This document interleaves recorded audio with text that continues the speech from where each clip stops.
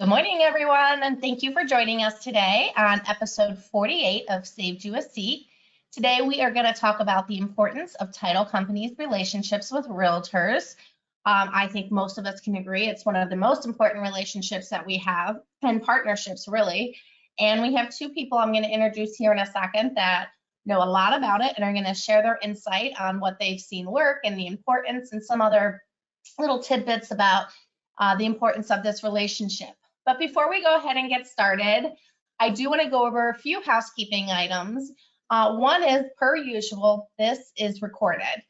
You will get an email in the next couple days with a link to the recording so that you can use it within your company, or if you need to listen to it again, or you want other people in your company to view it or listen to it.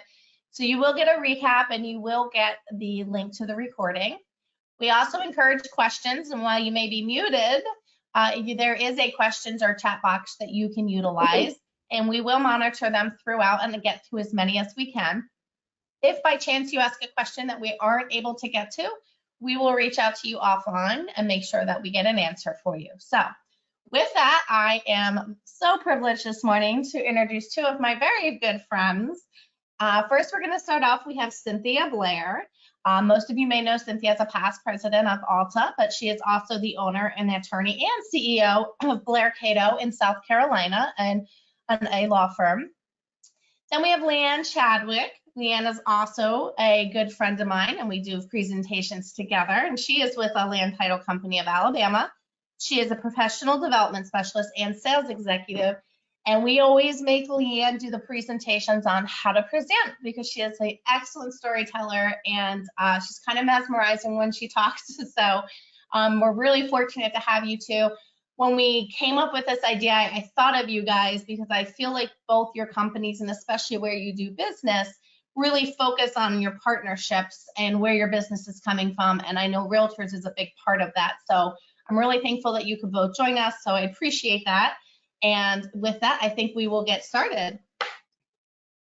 So before we really dive into the dynamics of the relationship between a title company or an attorney law firm with realtors, I was wondering if you guys could each give us a little overview of your market, what your normal interaction with realtors are there, and just kind of how your partnerships work there. And so, Cynthia, I'll just start off with you. Sure. So, and thanks so much for having me on this too. I always enjoy sharing any insight and participating in these. So, so our market, I'm in South Carolina, and our market is probably, for the most part, what most people are feeling. It's definitely down.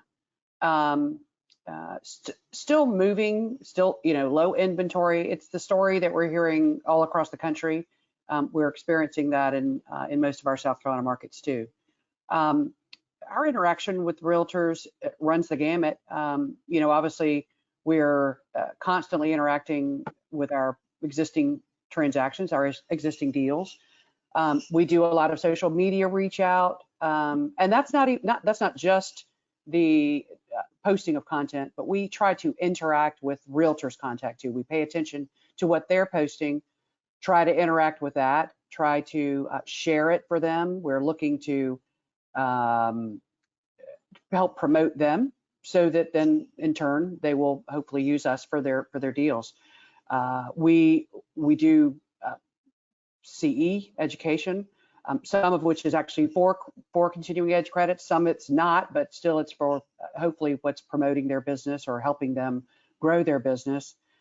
And then lastly, of course, we do individual interaction where we are individual calls. We take calls for answering questions. We reach out and try to touch a good many of them over the course of a period of time to make sure that they're happy with the service that we're getting, if they have any things to bring to our attention, anything that we can do to help them. So. Okay, great. Lea Ann, how about you? Yeah, thank you again. Also, I agree with Cynthia for having us on here today. Love SoftPro, love working with them, and I'm interested in sharing and hearing as well what's going on. I agree with Cynthia. Our market is also a little bit down. We had a surge in the middle of the summer, and then right when school started, it seemed to kind of drop back down a little bit. I do think that we're starting to see a little bit more inventory come on the market here. I'm in central Alabama in Birmingham. So same kind of thing, low inventory. We are a title only company. I'll say that on the front end. So we are probably, I think we may now be the only title only company. And we're a 72-year-old family-owned company, and his philosophy is we're the best title company in town, and we're going to stay that way. I don't know if that'll ever change or not, but it hasn't been an issue for us because we work so closely with all the closing attorneys in our market. And so in working closely with them, we know if, when I send the title out, I know if there's a title issue. And I'm working closely with those realtors to help them understand what their role in helping that closing attorney take care of that title issue is. Also, social media, same thing. We try to engage with them. They're big about putting their new listings under contract, open houses, all that kind of stuff. And we try our best to keep up with those and comment, like, share, that kind of thing. Their post, again, to highlight them. I mean, that's the name of the game. So we're I think, I don't know if it's the South or what it is, but we're very similar in our markets at this point. Yeah, I think overall most of the country is seeing that. I think some areas more so than others. I'm in Chicago, as you both know. I live in the city. We never had a crazy surge. We had a hot market like everybody in the past couple of years, obviously, but there's only so many places people can build or resell here because it's, you know, a very concentrated area. So we're fortunate in that while we did have a crazy, super hot market, it wasn't that like bubble that everybody else, a lot of other places were. So we still see a pretty strong market here. Definitely down over the past 2 years, but I mean, everybody is, right? I mean, that was not real. Like that was, I always tell people like, let's look at 2019.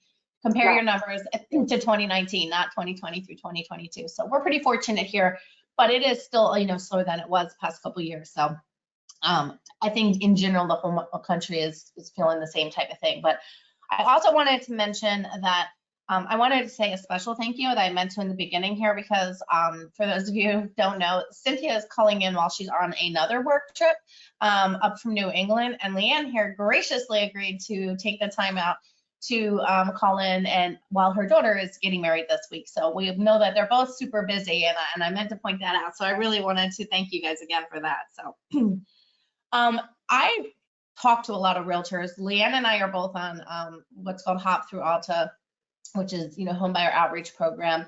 And we have interactions with different partners, and we have material for different partners. So we get a lot of insight from them, and through Alta, they've done a lot of studies and stuff with the realtors. And one of the things that many realtors have mentioned when talking about the relationship between title companies and realtors is how you guys assist with streamlining the closing process, right? So, and I don't say this as like a dig, but sadly, outside of us, not everyone in our industry really understands the entire closing process, right? They all understand their piece.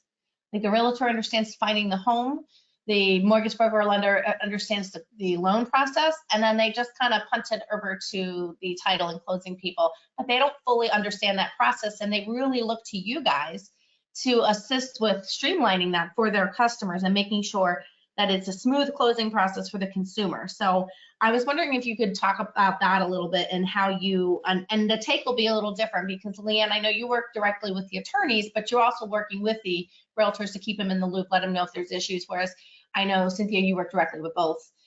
So your take might be slightly different, but can you talk a little bit about how you provide this to your realtor partners and how you incorporate it to the consumer? Because I know it's a little odd because the realtor thinks that's their consumer or client or customer. The lender thinks that's their customer, when the reality is that one shared consumer is everybody's customer, right? And they don't always look at it like that. They're just looking for you to provide a good, you know, smooth process for them. So I don't know, maybe Cynthia, if you want to talk a little bit about how you guys do that or what your process is. Well, we use technology a lot to streamline the process with communication particularly. We want to make sure that the realtors are kept they're notified when certain milestones happen. so that they know the process. We've got text messaging that happens to them. So we found that, you know, some realtors really don't check their email as much, but we know that they generally check their text messages. So we do milestone notification via text messaging, and sometimes it says something important has occurred, and so please check your email. So at least it's not giving them a long, too long, don't read text message, but it gives them notification, hey, something's happened in your transaction and you need to check your email. Those communications also go out to the buyers and sellers. So, and not all of them, some of them are particularly realtor driven, but some are consumer driven also. And so we'll put them on the same text message or email, the buyer and their agent, and then a separate one for the seller and their agent. So we don't commingle that communication. That's not always something the realtors want to do. So we keep those communications separate, but to notify them when title is ready and going out, when we've received a CD from the lender that we need to balance, when the CD's gone out to the lender for approval, and then of course with final numbers. So we keep them, I think we streamline that process the best we can with communication, and as much of that communication as can be automated, trying not to take the personal touch out of it, but just to make it very easy and streamlined so that everybody knows what's happening along the way. Hopefully cuts down on the reaching out to us to try to find out what's going on. I don't like for that to happen. I want for us to be proactively communicating instead of reactively communicating. So I think that that's really something that Blair Cato does to streamline the process and make it an easy process for consumers and realtors too. We want to know what their pain points are and try to streamline those so that they're not feeling them. Yeah, I agree with that. Like I said, since we're the title only side of it, we leave that, you know, contract to close side to the closing attorney for them to communicate. But I'm on all the group emails that go out that say, this is there, that's there, thank you, appreciate it, you know, all that kind of stuff. So there's a lot of emailing going on. One of the things that I do personally here in our market is, and I was a realtor at the beginning of my career I got my license in '99 and sold until 2007. And so I know the heart of the realtor, and I know that if we don't do our job, they don't get paid. And that's the name of their game. Obviously, I still get my paycheck now every 2 weeks. They don't if we don't do our job. So I've tried to really stress to our employees the importance of us doing our job so that the end game happens and they get their check. And not that I'm not saying it's like a money grab, but I'm just saying they're doing all this work, and it's so much more work than it used to be when I sold. I mean, when I sold, literally everybody was fat and happy to move into a big house. And thankfully everybody was alive that I sold to, which was a gift now that I look back on it and realize that I didn't have any issues with that. But so one of the things that I do is when the title commitment comes out, and we do a lot of prelims. So we do a lot of listing side only orders so that the agent will get the house under contract, the house listed, then they'll call me and say, hey, I need the prelim done. We'll just do the seller side only, so that if there is an issue, used to when I trained, I said you would have that 30 to 45 day listing period to clear up any issue that might happen. And then for the couple of years, it was literally a 30 or 45 minute listing period. And then it was under contract. So it was really paramount that they understand if there was any, I always say if the hair on the back of their neck stood up, they needed to get the prelim, because if there was anything they thought was going to come up, it could delay closing, and that's not what we want to do. So when it comes in, then I review it, and then I usually either reach out if there's a big issue, or I'll reply to an email and say, hey, Cynthia, thanks so much for the order on 123 Main Street. On this one, everything looks great. The same people you told me are in title, or, you know, all the things, everything's good. They've got one mortgage, their taxes are paid, etc. But if 4 mortgages show up on the title commitment, or if there's a tax lien, or if there's judgments or anything like that, then I'll reach out and say, this may just be a same name. You know, we have to disclose it. It may not be your person, but here's what you need to do. And so I try to go from the standpoint of what your role is as a listing agent versus a buyer's agent. So as a listing agent, you're going to work very closely with that closing attorney because they're going to rely on you to get the information of sellers' information so they can get their social, they can get their payoff, whatever they're doing, HOA information, et cetera. They're going to need you to be the liaison if you're the listing agent. If you're the buyer's agent, you know, you need to stay on top of your buyers to get those mortgage documents in. Because if that lender has promised them they can close in 30 days, they don't get their documents into them for 10 days, then that's probably not going to happen. And we don't want the title company to end up being the butt of well, we had to delay the closing because they didn't have what they needed. So I really try to emphasize your role from a listing and selling standpoint. But really, my main thing is to point out anything that needs to be done. So if she tells me that one person is entitled and two people show up on it or vice versa, and I always tell them, if you've got death, divorce, or drama, you need to get a prelim and you need to call me and let's get it worked out because the 3 Ds will kill you. I mean, and quickly can derail a deal from getting to closing. So that I try to keep that relationship with my realtors really open, and I'm happy to talk to consumers and explain it to them. I do a lot of three-way calling with the realtor and the consumer to help them understand where there is and what kind of stuff they're going to need to do. As a notary, you know, if there's an heirship affidavit that needs to be notarized, and I offer that to my realtors is to be able to go do that and, you know, take it to the closing attorney. So I think it's just that constant, like Cynthia said, that constant loop of communication and letting them know what's going on. And I'm with you. They're out working hard during the day. They're not sitting at a desk checking their email. And if they get it on their phone and they're in the kitchen of a house that they're showing, they're scrolling through it, they don't have time. So a text message sometimes is the preferred method of contact, I think, a lot of times. Quick and easy to read. And you brought up a good point, and Cynthia, you probably agree with this, is it's funny because when we talk about this whole transaction, and especially with realtors, we generally automatically think buyer, right? The consumer is the buyer, but you know, the reality is there's two consumers at that closing table, and one is the seller and one is the buyer. And so it's an interesting take, Lea Ann, on the selling side.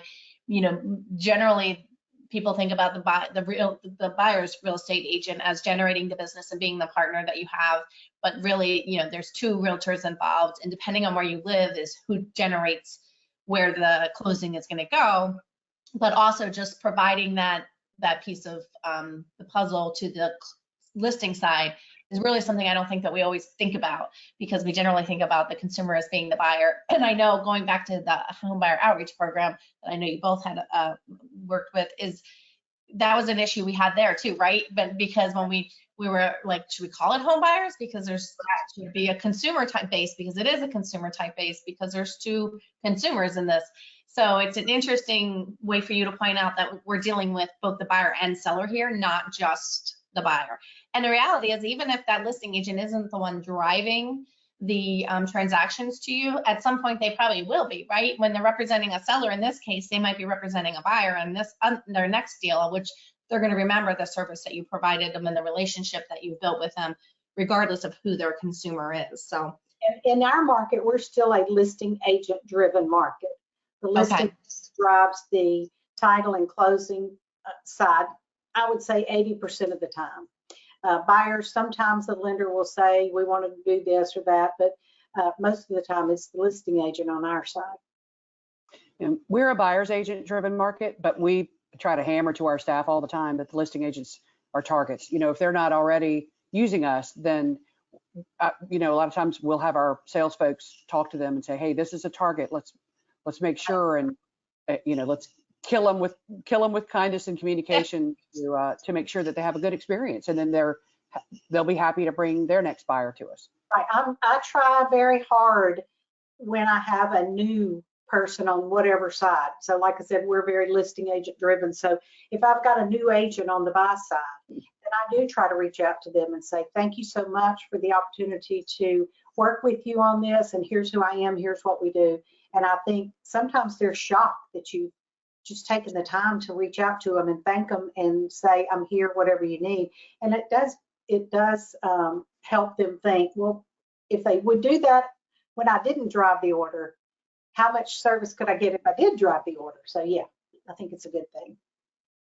Yeah, it's contract driven here. It's in the contract. So it's like 50-50 really. It's sometimes the buyer picks if it's stated in the contract and sometimes the seller does. So Cynthia, you mentioned technology, obviously near and dear to my heart. Never mind that I work for a technology company, but I am that person. I've worked from home before working from home was cool. You know, I've done it for 20 years. I rely on technology. I am so bad that if one of my, I have a 16, 14, and 12-year-old, if one of them calls me, I am just like, boy, they better be dying. Like if they can't text me, why are they calling me throughout the day? Like that's who I am. My husband calls me, I'm like, leave a message. Like it drives me crazy. And so I can only imagine if I'm out and about with customers and I am a realtor, I want to have the peace of mind of knowing that I'm working with people who have the most up-to-date or cutting-edge technology, not only for me, but for my consumers. So if I'm a realtor and I'm providing that technology and that communication options between my buyer or my seller, I would want the same from the title and closing, right? Because I don't want them to have to, they're used to electronically receiving everything from me. I would hope that I would get the same from you. So you both mentioned technology, and I know in today's world, it's such a huge thing. So I don't know, Cynthia, if you could kind of talk a little bit about what you do offer technology-wise, whether it's, you know, different integrations or, I mean, you don't have to be super specific, but, you know, how you utilize it to best communicate with them on when you don't want to have to speak with them. I get that we have to talk. I really do talk to customers, I promise you. But just kind of how you go about utilizing the technology and what you've seen that they utilize the most or respond to best. Sure. Well, and you know, technology, you're constantly looking at technology resources, and they do a variety of things. So you might be looking at a resource for compliance or protection, like a certified for wiring instructions, and we know that there are other resources like that. But communication, so there's a variety of things technology does. We're always looking at technology resources to see where there's something we can offer to improve things. I've said for many years, it doesn't make sense, or it makes better sense to have humans do the things that humans have to do, and then leave the things that humans really don't have to do to technology or a robot or whatever you want to call it, just because that's the highest and best use of human beings to use their brains. And when you have sort of rote non-brain kind of thing, like just data entry or communication integrations, and you can solve for it through a technological resource, that's a great thing. It leaves your people more time to do the things like personal interaction with the realtor, personal interaction with the consumer, or using their brains to solve a problem. So we do offer a variety of technological resources that run the gamut. So we start off with resources. Our TPS has integrations, and those integrations communicate with the consumer. I mentioned text messaging, so we have text messaging with realtors and text messaging with the consumer. We have automated emails and docs that automatically generate and will go out at certain milestones. We use certified. I know you said not necessarily to be so specific, but I know there are other resources for that, but that's the one we found that we want to use for wiring instructions and the dissemination of our wiring instructions and the receipt of someone external's wiring instructions. So for protection for consumers' money, we also have technological solutions for file opening that we utilize in a variety of ways. It's just a time saver. It's a data entry and a time saver. So technology really can improve the process a lot. I know that cost has to be something that everybody looks at when they look for a technological resource, but you really have to analyze the cost of it versus the cost of your person sitting there doing it. You know, if your person just sits there and looks at something and types it in all day long, you know, how much does that cost you versus a technological solution that may be a little bit of an upfront cost that you don't necessarily want to make, but over time you make up because that human being can be a lot more productive in another way. So we like technology in our shop, and we try not to be that shop that just grabs every new shiny thing. We do want to analyze it, look at it, make sure that there's a cost benefit to it, and then see what hole it plugs for us: compliance, communication, protection, you know, whatever that hole is that we want to plug with a technology resource. Well, for us, remember when I said earlier, we're a 72-year-old family-owned company. So technology is, and in internal technology, obviously with SoftPro and what we do there, but our communication with our realtors is phone, text, email, but manual generated.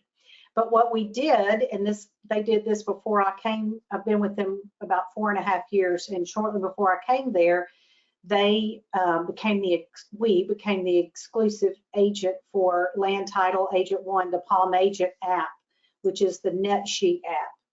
And even though we're not a closing company, we saw the value of helping realtors do a net sheet. Even when I was in real estate, I mean, I remember saying, nobody told me there was going to be so much math, and they hate them. And so with this Palm Agent that we adapted for us, we're the exclusive title company that has it, Land Title Agent One. We have put in the taxes for all the counties in Alabama. We've put in all these pre-things. So all they have to do is just go in and fill out these fields, and then they can generate the bulk of a net sheet that they can use for their office. In addition to that, it has so much built-in social media content, flyers, just sold, where you can take your picture in front of the house and put that out on social media. So much. It's a very, very robust app. And I will say that I was just really pleased that they had seen the value of that, even though we're not a closing side. They understand, obviously, like I said a minute ago, without the closing piece, none of us have a job. None of us, the realtors can't get what they need to get done. So it's a valuable piece. And I do a lot of app training into offices. I do a lot of new agent training on it to show them how valuable it is and what all they can do. And we have some people, it renews, you know, like every 3 months or whatever, and they'll get a notification that says, contact your sales rep, whatever. I mean, I've got notifications at 2 o'clock in the morning. I can't get in. I need access to this app right now. So it's a valuable tool that the realtors see as a real integral part of their business. I think value add is the thing that we look for with realtors, and it can run the gamut. You know, it can be service. But you know, service is sort of basic. We all ought to be providing good service. So then you have to find out what your additional value add is and what makes them say that is valuable to me and I want to use that company. All right. So you both nailed it with, you know, the service you can provide them and whatnot, but you also kind of touched on a little bit, but when you have technology that they view as something that is, you know, valuable to them and it helps their consumer or their customer or their process or streamlining, that's also a marketing tool, right? It sets you apart from your competition. It sets you as an industry leader, forward thinking and using certain types of technology, whatever it may be. And I was just kind of wondering, like, do you guys notice that, like, that offering these type of technological advances or opportunities or services, do you guys utilize that as a marketing tool to help form those relationships with the realtors when you're trying to get them to direct business your way, or just even existing ones? Hey, here's what we have to offer now. Because I know that's a thing that I don't think our industry does enough. They just do their job and they think that they're just supposed to do it, when the reality is a lot of title companies and law firms out there, they all have a lot to offer that their partners don't really even know. They don't realize everyone doesn't offer automation or documents that get emailed or do whatnot. And I think as an industry, we should do a better job of advertising that and using those as marketing tools to help drive business to you in your markets. And I don't know if either one of you do that, and if so, if you could talk a little bit of how you do it. Well, I said I do a lot of new agent training. So anytime I meet with a new agent, I introduce them to the app. I show them how to do it, how it can be of value to them. They can send it out to their consumers for signatures. It can go into their DocuSign or Dotloop or whatever kind of other software they use, their brokerage uses. So I do that. I will say that from a marketing standpoint, I think we all can. I know we can do a better job from a technological side of marketing ourselves out there, saying, hey, look what we've got. We do it very individually with people, which works for us. It's just kind of the nature of our market. But I also think that, like with title companies and a lot of businesses, with the aging population of realtors, but all this new wave of realtors coming in that are in their 20s and 30s, they're like you, Leslie. I mean, if you pick up the phone and call them, they're like, are you dead on the side of the road? Why are you calling me? You know, that something must be terrible. So I think if anything that we can do like that to kind of figure out who likes what is great. I see a question that says, how are we able to share apps like that with realtors? It's scared for RESPA. The app is free. The app that we provide, there's a free app. There is a component of it that the realtor can upgrade to a premium side that they pay to upgrade, and it's $10 a year. And it allows them to brand it with their pictures and their logo, etc. But offering it is free. So it is something of value, but we offer it to anyone. So it's not, I'm with you. I came from a company that was very RESPA centric. And so anything I do, I always measure it by that stick first before I do it. So in this case, it's a free app that anybody can go to the app store and download. People just typically don't find it unless they're talking to one of us, but it's not a violation. So we absolutely market the technology solutions that we feel like the realtors would be interested in. So there are some solutions that we utilize that really aren't relevant to them, and we don't necessarily market those. But anything we think would be a value add, as I mentioned earlier, we do market that. We want to, when we meet with new agents, a lot of times we talk with them about what their pain points are. We don't go into a meeting with a target starting off saying, you know, here's what we can do for you. We sit back and listen, and we want to know what they need, because frankly, if we sat down with a realtor and they said, I need a telephone call every single day, 5 times a day, to giving me updates, and I can't use email and everything has to be snail mailed, we're going to probably tell them we're not the right company for them. And I know there really aren't many realtors that still do business that way, but we want to make sure that we're the right solution. We feel like we're a great solution for the majority of realtors, but we want to know what their pain points are, what it is that they need, what it is that we can do to help them grow their business. And once we've listened to those, then that's when we'll talk about the solutions that we can offer technologically or communication or whatever that may be, and absolutely utilize those as a marketing tool. Lea Ann, I got really excited a second ago when you said, realtors like they're in their 20s, 30s are like you, Leslie, but clearly you just meant by the phone, and clearly I'm not in my 20s and 30s, but I got real excited for a second. Cynthia, you bring up a good point of making sure, walking in and touting everything you have to a realtor that is really not super interested in all the technology. They just want to come to closing. And Lea Ann, you mentioned it, like, we have an aging population both in our industry and the real estate industry, but a new group coming in. You guys kind of hit on a point that I think is important for people to think about, that just because you have it doesn't mean it's a selling point for everybody.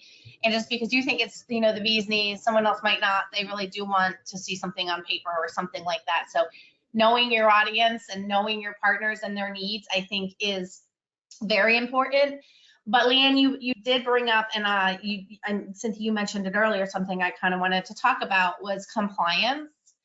And I think that that's a big shift in the past, I don't know, however many years, maybe 10 years or so within our industry, whereas realtors really look to closing agents and title companies to kind of monitor and make sure everything is in compliance. And I don't know if that was the case before as much as it is now. And I think a lot of that came from the CFPB and all the changes with the CD and the requirements, and then of course RESPA. And even though the people that they're dealing with day to day may not be attorneys, they're still looking to them for guidance as from a compliance standpoint. And I personally think that's a great marketing tool and a great way, even not marketing, but just to keep you relevant or needed in your partner with the realtors. They need you, right? They don't want to have to worry about that. I know back in the day, a lot of people used to do like lunch and learns and stuff like that. And I know we don't do as many of those because we have material we can drop off, we can do Zooms, and you probably still do some sort of education type things. But as far as compliance goes, do you guys see that that's the case, that they really do look to you guys as far as, I'm sure Cynthia, yours is a little bit different because you're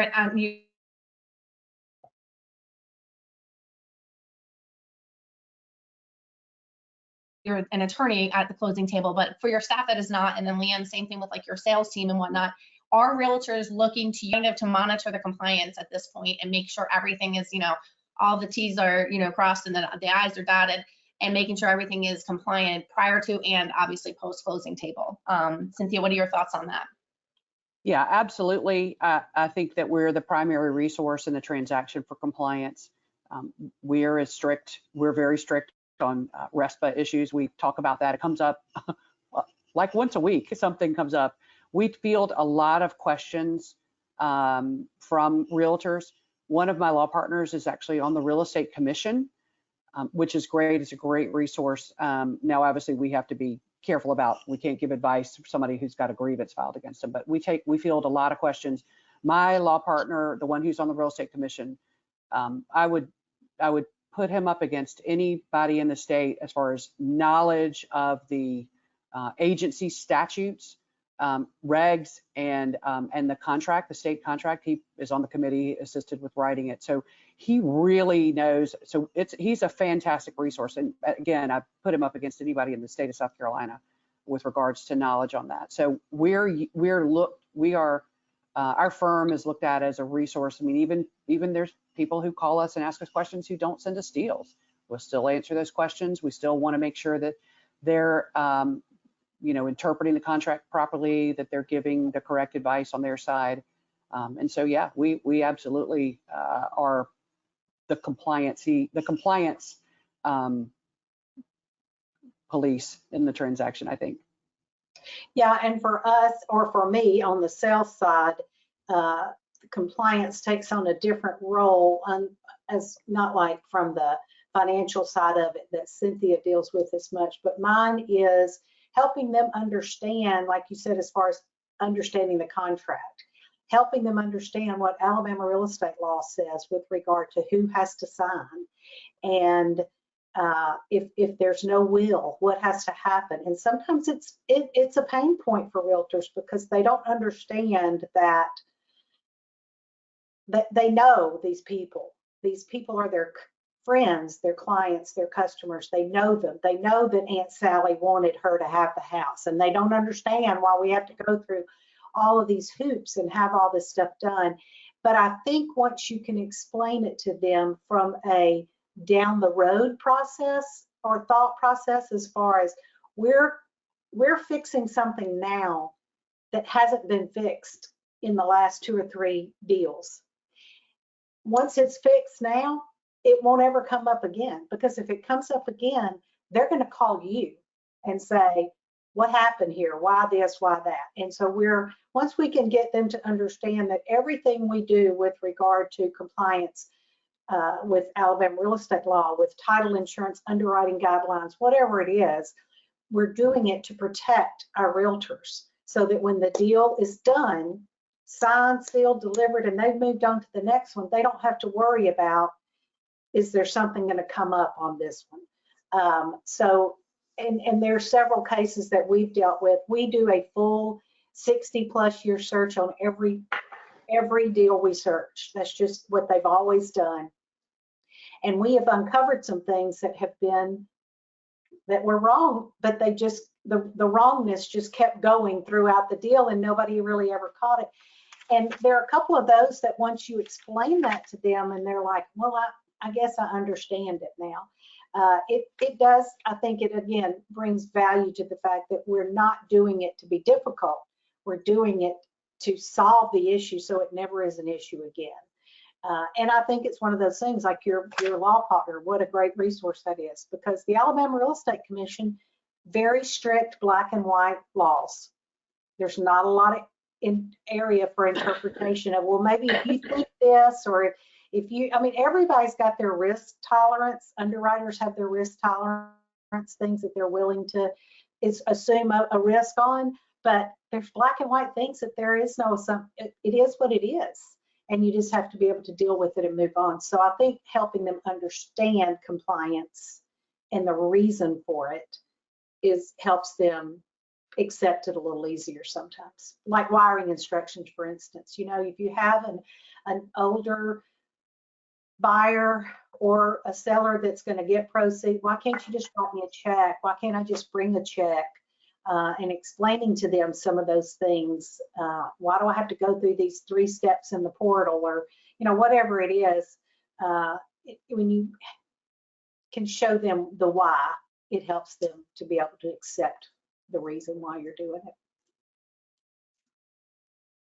You know, compliance, I think, has also taken a front seat. Before everything was RESPA, but with the when the CFPB was formed and came about out of Dodd-Frank, that was a whole new ball game for all parties, right? It was the first time I feel like our side of the industry was like, whoa, wait a minute, okay, we have to, and we've always had to follow RESPA, but with the new forms and the new requirements and the transparency, I think it pushed compliance to a forefront, and I think it really highlighted what our side of the transaction has always focused on and always done, that people maybe didn't realize as much, which is how we making sure the RESPA and you know, the title searches and just all of that. And while I know that the whole Dodd-Frank thing came about because they wanted transparency and cost to the consumer and whatnot, I actually think it did wonders for our industry. You know, people see that title insurance premium and they're like, oh my gosh, it's just a way for them to collect money. But I feel like they're a lot more educated now, not only our partners, but even the consumers, because of everything that came out of the CFPB. If I have to think of a really good thing that came out of all those changes. And I think that's a good thing. I think it lessened the whole like, oh, I don't know what they do. They just collect money at closing for you to show up. Like everything's done by the time it gets to them. That's clearly not the case. It should be at the end of the table, but only because you all have done the work to get there. And so I think compliance, you know, and the CFPB has kind of shined a positive light on what we do, the costs that are incurred by the consumer and by both consumers. And I do like that part of it. And talking about compliance kind of naturally leads me to education. I mentioned the lunch and learns, and I'm sure people still do them because everybody loves a good lunch. And I don't care what anybody says, when they show up and they get lunch and everyone's talking, it's still a good thing in my book. And I think every market is different. So I can stand in front of a group of people and tell them all the great new cutting edge things they should do. But at the end of the day, they and you guys know your partners and you know what they're going to respond to. So to me, any way you can get in front of them and provide education is good. It's a win. And so I was, you know, Lea Ann, I'll tip this one off to you, but you know, what do you guys do within your company to engage your partners, your realtor partners, through education? Do you guys offer any type of classes? Do you go to their offices to provide them any type of education? We've actually done both. We did a 1031 exchange class, which was wildly popular. I could not believe it. And we had people sign up, and we went to an offsite location, and it was, you know, limited to like 60 people, which all of a sudden created the sense of urgency, like I better get in and get registered if only 60 people can come. That was wildly successful. I do a lot of lunch and learns, or I do a lot of breakfast meetings still. I'm asked to come in and do that. And I know if you feed them, they will come. I usually do something light from that standpoint, but it does kind of get them there. But one of the things that that I do find very helpful is if you get them there and you ask them, I'd love to come do a lunch and learn. What is a topic that y'all are dealing with right now that you feel like you really need some help with? And inevitably, it'll be something like estates. You know, we've just had a lot of people that have been, you know, we've had to deal with a lot of death and a lot of will probating and a lot of heirship affidavits and a lot, and we don't understand it. And when do you have to do it and when do you not have to do it? So I think kind of putting that to them, I'd love to come to your office and do some training. Tell me what your agents are wanting to hear about right now. I have a Title 101 class that I do where I go in.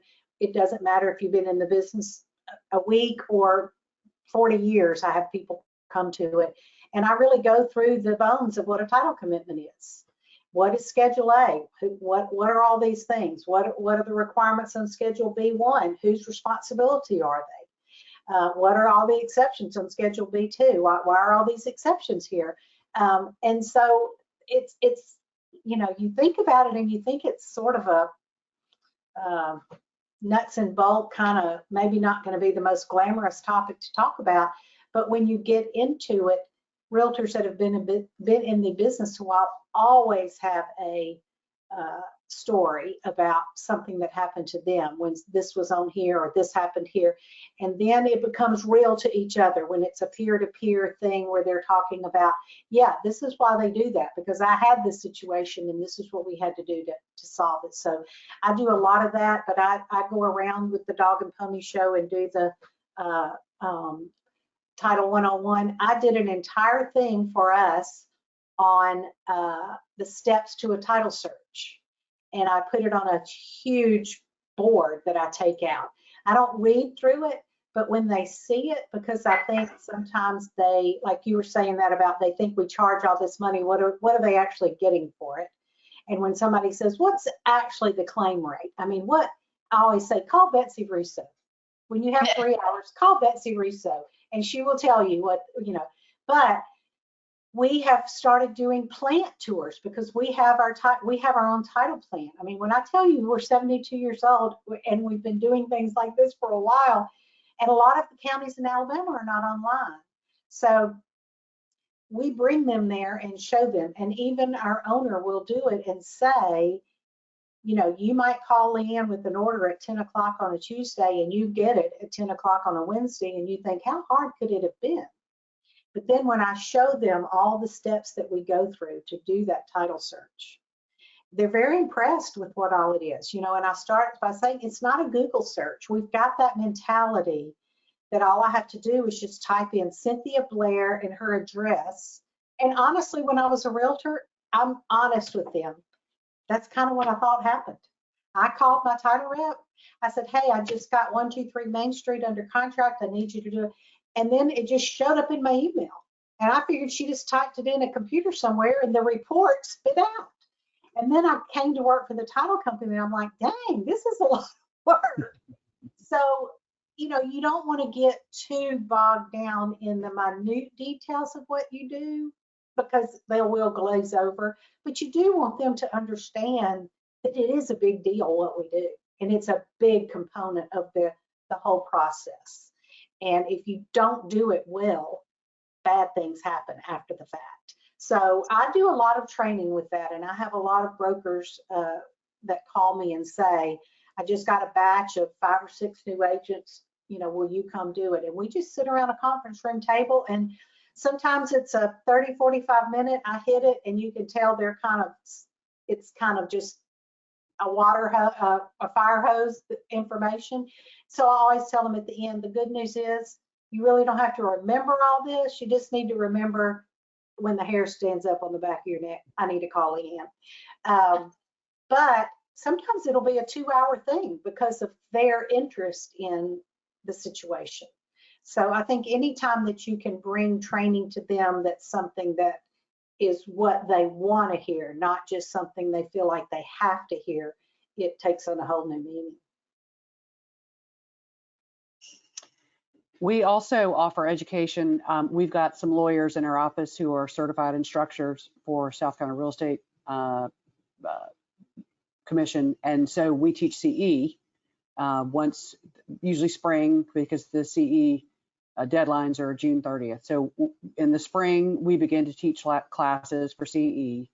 The last 2 years, we've done it a little bit differently. So in the past, we've gone into offices and things like that. We do less of that now. We do push out collateral via, we have my one law partner does a podcast every week on a variety of topics. We do legal tips, and we do those by video and push those out weekly. And that's usually issues that we see come up. So when we see that we're getting a lot of questions on what FERPTA is, and why does my seller have to have money withheld? And I don't mean we do an extensive deep dive into the IRS code, but we may do a quick legal tip on, hey, here are the things as a realtor that you need to know of, the questions you might want to ask when you take on a listing, and then at least be able to say to them, this might be a FERPTA transaction, and so if you have more questions, we'll go to the lawyer. So kind of we gauge the questions that we're getting in or issues that we're having that week, and we do legal tips on those. The last couple of years, we've had a summit in the spring, and it's been not substantive content on real estate commissions, or real estate transactions or title, but it's been on marketing and business development for realtors. So we've had these all-day summits and brought in speakers, national speakers, where the realtors can get that education on how they can best organize and grow their business. And it's been wildly successful, wildly successful. Now, of course, we charge for that. That's not something, under RESPA, we're not going to give that away. It's a first come, first served, so it's open to everyone. And they've been wildly successful each year. That's wonderful. I honestly am a firm believer any education is good education, right? And people are going to get what they want from it. They're going to attend what they want. And I think in today's world where we are so heavily regulated and whatnot, anything we can offer our partners just makes for, going back to the very first thing we talked about, a much smoother, streamlined closing process. If they're on the same, everyone's on the same page because they understand the whys and the whatnots type things, I think it makes a better experience for the consumer as a whole. So I think anything you guys are doing is an advantage to our industry. So before I kind of give you a chance to sum up, and I'm going to ask you for your last piece of advice here in a second, but Lea Ann, you were talking about an app earlier, and somebody asked a question of what the name of the app was. The generic name of it is Palm Agent.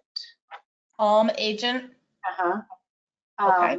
And then so you can, I think you can, and I assume it's all over the country, so you can just go to the App Store and look for Palm Agent. And then there may be a company in your area that has branded it to them, which is what we did. So we took, and it's Land Title Agent 1 in Alabama. Okay.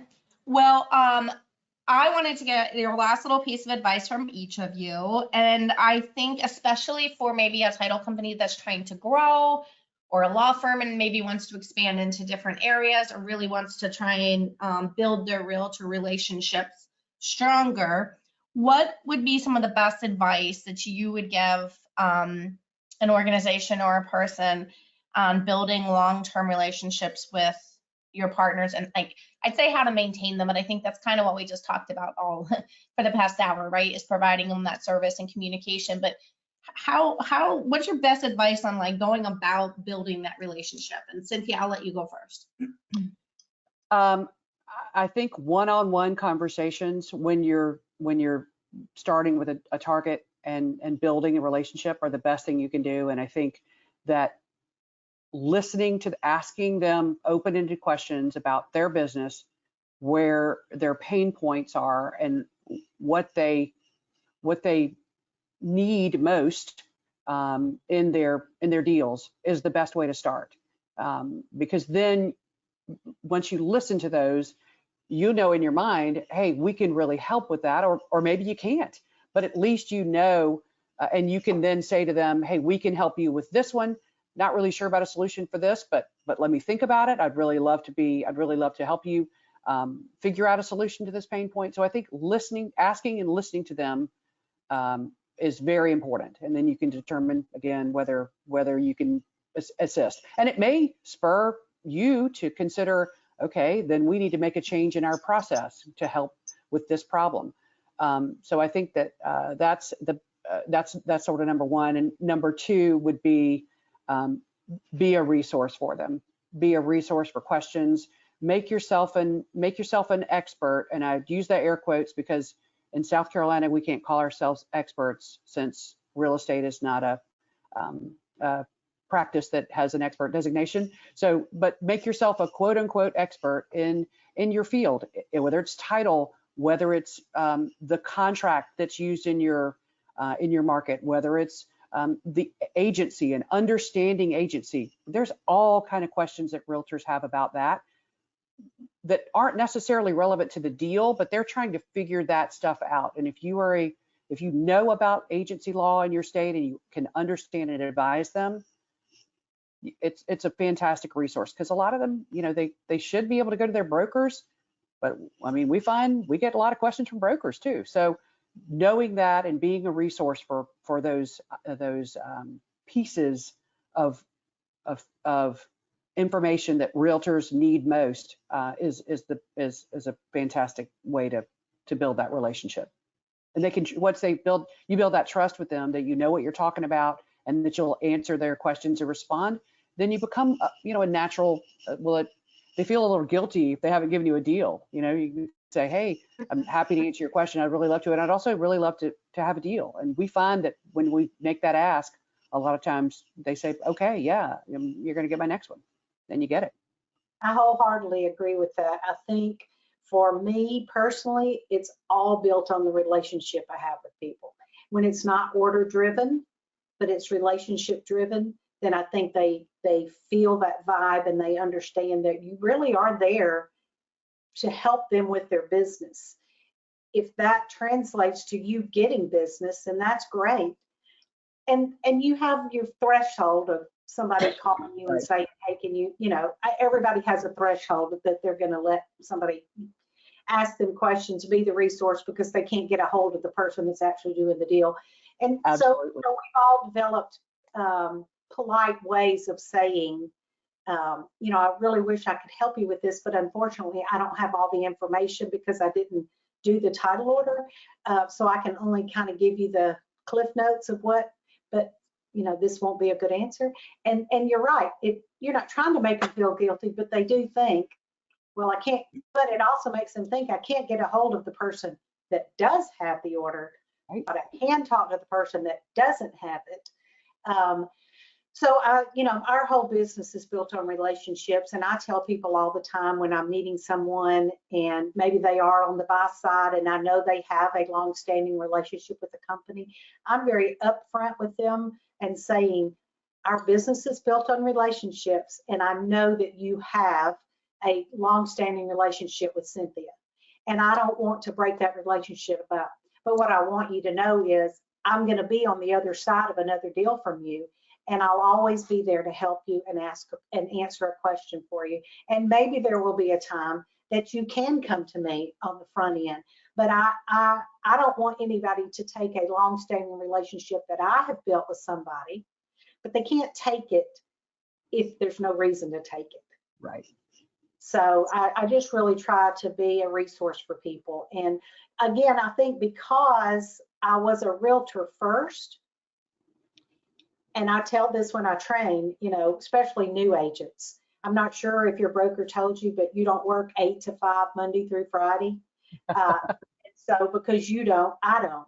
So I'm one of those people, and not everybody is, and I appreciate it if you're not, because everybody's got different things. Sometimes you need to be able to get into the software to be able to answer a question. You can't answer it on the fly.